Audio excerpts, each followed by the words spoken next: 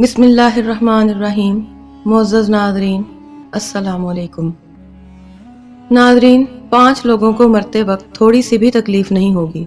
वो खुश नसीब 5 लोग कौन हैं, ये जानने के लिए आज की वीडियो को एंड तक ज़रूर देखिएगा। नज़ा के वक्त मुसलमान को जो तकलीफ होती है, इस पर अल्लाह रब्बुल इज़्ज़त की तरफ से नेकियां अता की जाती हैं। जैसा कि सुनन इब्ने माजा में हज़रत आयशा रज़ी अल्लाह ताला अन्हा से मरवी है कि रसूलुल्लाह सल्लल्लाहु अलैहि वसल्लम उनके पास तशरीफ लाए, इस हाल में कि उनके पास उनका कोई करीबी रिश्तेदार मौत की सख्ती में मुब्तला था। रसूलुल्लाह सल्लल्लाहु अलैहि वसल्लम ने मुशाहिदा फरमाकर हज़रत आयशा रज़ी अल्लाह ताला अन्हा से फरमाया, अपने रिश्तेदार पर गमगीन ना हो, इसलिए कि ये इसकी नेकियां हैं। नीज़ हज़रत आयशा रज़ी अल्लाह ताला अन्हा से ही इस मज़मून की रिवायत है कि जब से रसूलुल्लाह सल्लल्लाहु अलैहि वसल्लम की वफ़ात की तकलीफ़ मैंने देखी है, अब मैं किसी मुसलमान मैयत की हालत नज़ा की तकलीफ़ को उसके हक़ में बुरा नहीं समझती। तो नाज़रीन, मज़कूरा हदीस से मालूम होता है कि नज़ा के वक्त होने वाली सख्ती मरने वालों की बदआमालियों का हरगिज़ नतीजा नहीं होती। मुसलमान के हक़ में इस पर अजर सवाब और गुनाहों की माफ़ी की ही उम्मीद रखनी चाहिए। 5 लोग ऐसे हैं, चाहे वो मर्द हो या औरत, जिनको मरते वक्त तकलीफ नहीं होती। हज़रत सैयदना उस्मान गनी रज़ी अल्लाह ताला अन्हु ने फरमाया था, दुनिया में 5 लोग ऐसे हैं जिनको मरते वक्त तकलीफ नहीं होगी और उनकी रूह आसानी से निकलेगी। हालत नज़ा में इंसान की रूह आधी अंदर और आधी बाहर होती है और वो बंदा बहुत तकलीफ में होता है। उस वक्त इंसान को इतनी प्यास लगती है कि इंसान का दिल चाहता है कि तमाम समंदरों का पानी पी जाऊं, और अगर बिलफरज 7 समंदर का पानी वो पी भी जाए, फिर भी उसकी प्यास खत्म नहीं होगी। रूह निकलते वक्त इंसान को जो तकलीफ हो रही होती है वो नाकाबिले बयान है। हजरत सैयदना उस्मान रजी अल्लाह ताला अन्हु ने फरमाया, 5 लोग ऐसे हैं कि इन्हें मरते वक्त जरा भी तकलीफ ना होगी, यानी मौत आसान होगी और बगैर तकलीफ के होगी। पूछा गया कि जनाब, वो कौन से 5 लोग हैं जिन्हें मौत की सख्ती में भी नरमी मैसर होगी? तो फरमाने लगे कि सबसे पहला शख्स वो है जो अपने माँ बाप की मौत के बाद, यानी वालिदैन के मरने के बाद, वरासत का हिस्सा अपनी बहनों को पहुंचाने में जल्दी करता है, यानी वरासत का हिस्सा अपनी बहनों को जल्द और बर वक्त पहुंचाता है। ऐसा ना हो कि बहन के बच्चे भूख से बिलखते रहें और तुम बहनों के हक पर कब्जा किए बैठे रहो, और बहन इस इंतजार में ही रहे कि मेरा भाई कब मुझे मेरे माँ बाप की विरासत में से हिस्सा देगा। बहुत बार ये भी देखने में आता है कि बहन की शादी नहीं हुई जबकि वालिदैन दुनिया से रुखसत हो गए, तो भाई ने कहा कि कोई बात नहीं, जब बहन की शादी करूंगा तो उसका हिस्सा उसे जहेज की सूरत में दे दूंगा। याद रहे कि इस्लाम में बहनों को जहेज देना फर्ज नहीं, जबकि उनका वरासती हक देना फर्ज है। दरअसल औरत को जहेज देना यहूदियों की रस्म है। इस्लाम इसकी तरगीब नहीं देता, लेकिन औरत का वरासती हिस्सा देना फर्ज है। नाज़रीन, ये वाज़ेह रहे कि वालिदैन के तरका में जिस तरह उनकी नरीना औलाद का हक और हिस्सा होता है, इसी तरह बेटियों का भी उसमें शरई हक और हिस्सा होता है।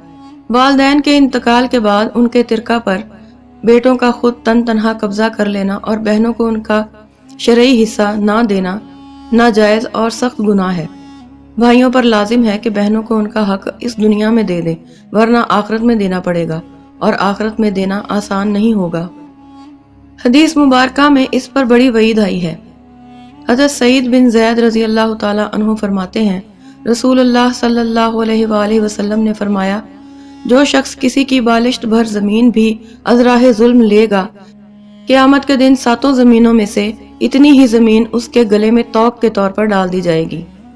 एक और हदीस मुबारका में है कि हजरत अनस रजी अल्लाह ताला अन्हु फरमाते हैं, रसूलुल्लाह सल्लल्लाहु अलैहि वसल्लम ने फरमाया, जो शख्स अपने वारिस की मिरास काटेगा, यानी उसका हिस्सा नहीं देगा, तो अल्लाह ताला क़यामत के दिन उसकी जन्नत की मिरास काट लेगा। याद रहे कि जहेज की रस्म इस्लाम की रस्म नहीं है, बल्कि यहूदियों की रस्म है, और इसका सबसे बड़ा नुकसान ये है कि जिस तरह यहूदियों की औरतों को बगैर जहेज के कोई कबूल नहीं करता, इसी तरह आज इस्लामी माशरे में भी औरतों की शादियों में सबसे बड़ी रुकावट जहेज है। गरीब आदमी की बेटी बैठी बैठी बूढ़ी हो जाती है कि जहेज का कोई बंदोबस्त न हो सका। इसी तरह अगर कोई शख्स ये कहे کہ بہن کا وراثتی حصہ تو نہیں دے سکتا، البتہ جب اس کی شادی کا وقت ہوگا تو جہیز دے دوں گا۔ تو فرمایا گیا کہ بہنوں کو بر وقت حصہ دینے والے کی روح موت کے وقت بڑی آسانی سے نکلتی ہے۔ ایک عورت کا بھائی جب فوت ہوا تو اس عورت نے بہت اصرار کیا کہ مجھے بھی قبرستان میں لے چلو، میں بھی اپنے بھائی کی قبر پر جانا چاہتی ہوں۔ اس کے اس اصرار کو قبول کیا گیا اور اسے قبرستان میں اس جگہ لے جایا گیا جہاں اس کے بھائی کی تدفین ہونے والی تھی۔ اس کے دیکھتے ہی دیکھتے میت کو قبر میں اتارا گیا اور اس کے بھائی کو مٹی کے سپرد کر دیا گیا۔ جب دعا کی باری آئی تو تمام عزیز و اقارب کے سامنے اس روتی ہوئی بہن نے آسمان کی طرف دیکھا۔ اس کا دل رو رہا تھا اور آنکھیں چھم چھم برس رہی تھیں۔ اس نے ایک ایسی دعا کی کہ لوگوں کے مردہ ضمیر کو بھی جگا دیا۔ روتی ہوئی بہن نے آسمان کی جانب دیکھ کر فریاد کی کہ اے میرے مالک، اے انصاف کرنے والے، آج میرا بھی انصاف کر دے۔ میرے مالک، تم میرے اس ظالم بھائی کو اپنی رحمت سے دور رکھنا، ایسے دور رکھنا جیسے اس نے میرے والدین کی وراثت سے مجھے دور رکھا ہے۔ میرے بچے بھوک سے بلکتے رہے لیکن اس ظالم کو میرے بچوں پر ذرا بھی ترس نہ آیا۔ میں اپنے بچوں کو حرام جانور کا گوشت کھلانے پر مجبور ہوئی۔ میرے بچوں نے بڑی ہی غربت کی زندگی گزاری ہے، جبکہ میرے اس ظالم بھائی کو کبھی بھی حیا نہ آئی کہ میں اپنی بہنوں کی وراثت کا جو ان کا حق ہے اسے ادا کروں۔ اے میرے مالک، تو آج انصاف کر دے اور جس طرح اس نے میرے وراثت کے حق سے مجھے دور رکھا ہے اسی طرح تو اسے اپنی رحمت سے دور کر دے۔ تو ناظرین، صرف ایک لمحے کے لیے دل پر ہاتھ رکھ کر یہ سوچیں کہ جب تم اپنی بہنوں کو ان کی وراثت کا حق نہیں ادا کرو گے تو کیا تمہاری بہنیں تمہارے لیے مغفرت کی دعا کریں گی یا جہنم مانگیں گی؟ بہن کے لیے ظالم بن کے مرو گے یا مظلوم بن کر؟ ناظرین، بہن کا حق کھانا ایسا ہے جیسے خنزیر کا گوشت کھانا۔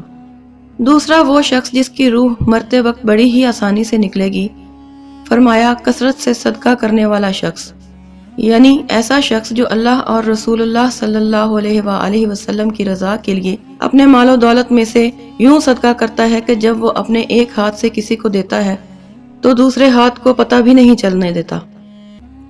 یعنی دوسرا انسان وہ ہے جو کثرت سے صدقہ کرے گا، اس کی موت کے وقت اس کی روح آسانی سے نکلے گی اور جان نکلنے کا عمل اس کے لیے تکلیف دہ نہیں ہوگا۔ نمبر 3، ایسا انسان جو اپنی فیملی سے اچھا سلوک کرنے والا ہے، یعنی اپنے ماں باپ، بیوی بچوں اور بہن بھائیوں سے نرم دلی کا رویہ رکھنے والا ہے، اپنی بیوی بچوں سے پیار کرنے والا ہے، حلال کا لقمہ کما کر اپنی بیوی بچوں کی کفالت کرنے والا ہے۔ بزرگان دین فرماتے ہیں کہ جب رزق تنگ ہونے لگے تو دسترخوان کو وسیع کر لیا کرو، یعنی اپنے بیوی بچوں پر خرچ کرنا بھی صدقہ ہے، انہیں کھلانا پلانا بھی صدقہ ہے۔ لہٰذا ایسا شخص جو اپنی فیملی پر خرچ کرتا ہو اور ان سے حسن سلوک کرتا ہو تو جب وہ دنیا سے رخصت ہوگا تو اس کی روح نکلنے میں آسانی ہوگی اور اسے کوئی تکلیف نہ ہوگی۔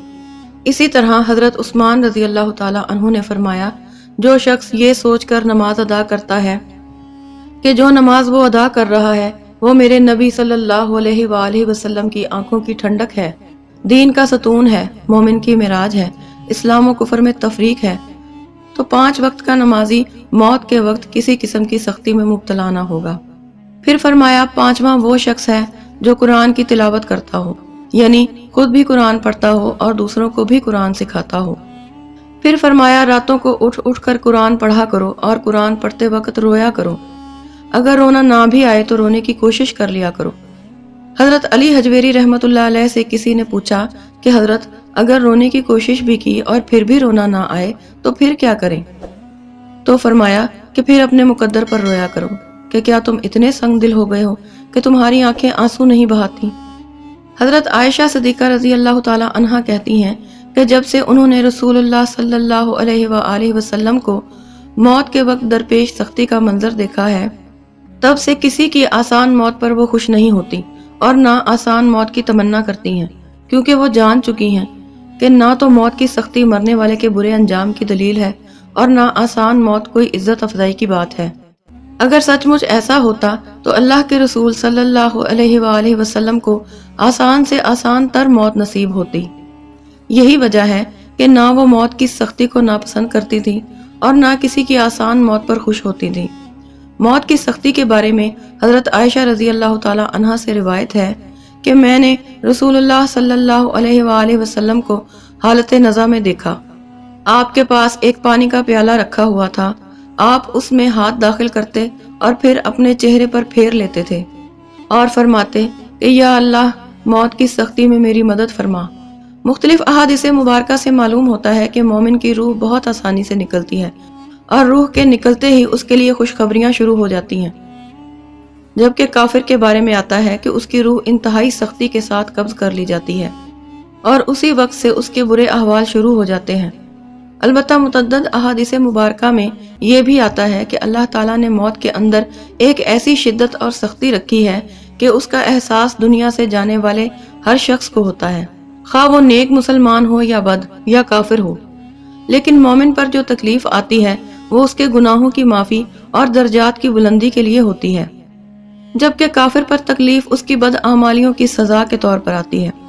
चुनाचे एक हदीस में आता है कि मोमिन गुनाह करता है, इस वजह से इस पर मौत की सख्ती की जाती है ताकि उसके गुनाहों का कफारा हो सके, और काफिर भी नेकी के काम करता है तो उस पर उसकी मौत के वक्त कुछ आसानी कर दी जाती है ताकि उसके अच्छे कामों का बदला हो।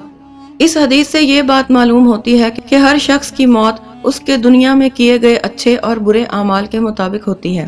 ताहम उलमा कराम ने लिखा है कि मोमिन को जो भी तकलीफ होती है, खा वो तकलीफ उसके गुनाहों की बख्शिश के लिए हो या उसके दर्जात की बुलंदी के लिए हो, वो हालत नज़ा यानी ऐन रूह निकलने के वक्त से पहले होती है, और जब उसकी रूह निकल रही होती है तो उस वक्त अल्लाह ताला उसकी तमाम तकालीफ को दूर फरमाकर सहूलत और आसानी से रूह कब्ज कर लेते हैं और आने वाले मराहल भी आसान फरमा देते हैं।